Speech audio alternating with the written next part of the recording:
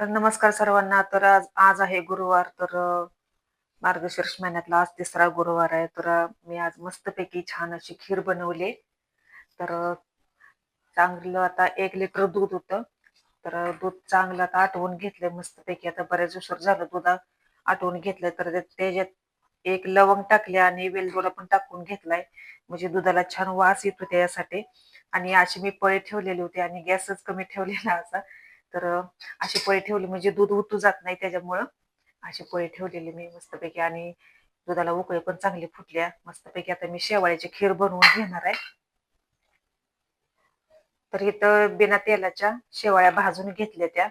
तुपाचा वापर थोडा सुद्धा केलेला नाही. तर आता मी शेवाळ्या टाकून घेते चांगल्या. आता शेवाळ्या पण भाजल्या त्या लाल भडक होईपर्यंत.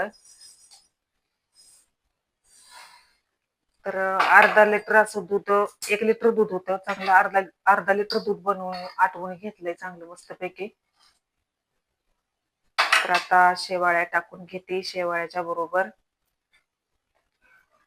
शाबूस तांदूळ येतं भिजवत घातलं होतं दुपारी, ते पण टाकून घेते मस्तपैकी. आता दोन्ही शेवाळे आणि शाबूस तांदूळ त्याची आता खीर बनवते मी. मस्तच खूप छान लागते आणि टेस्टी. तर आता चांगलं आता आटवून घेते आणि दूध. तर दूध आटलं की पाक शेवटी आता साखर टाकून घेते. नंतर मग हे खिसून घेणार आहे. तर हे बरंच असं जास्त आता खिसून घेतलं की वास पण छान येतो त्याच्यामुळं. थोडस मीठ टाकून घेते आता. तर इथे मला बनवायचे त्या चपात्या. तर आता इथे मी बटाटे भजी पण करून घेणार आहे. तर आज खूप छान असा बेत आहे. तर बटाटे भजी त्याचं पीठ भिजू घातलंय मस्तपैकी. तांदळाचं पीठ आणि चण्याचं पीठ आहे दोन्ही पिठाने. त्यात चटणी पण टाकली, मिरची पण टाकली, कोथिंबीर टाकली, ओवा टाकला. मस्त असं पीठ आता भिजत घातलंय. तर आता झाकून ठेवते. आता खीर झाली की आता भजी करून घेते आता नंतर. तर इथं काकडी, गाजरा येते आणि आपेला येते चिरून ठेवले ते मस्तपैकी.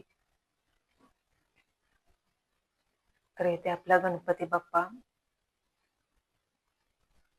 तर इथे मी खूप छान अशी पूजा करून घेतली मस्तपैकी. जास्वंदीची फुलं आणि आरती लावून घेतली आता. तर खीर आता बरीचशी आता आटली आता मस्तपैकी. आणि शाबूस तांदूळ पण शिजून निघालाय. तर बदाम असलं तरी बदाम पण टाकलं तरी चालते, ते नसलं तरी चालते. ते त्याच्याऐवजी ही टाकायचं मस्तच.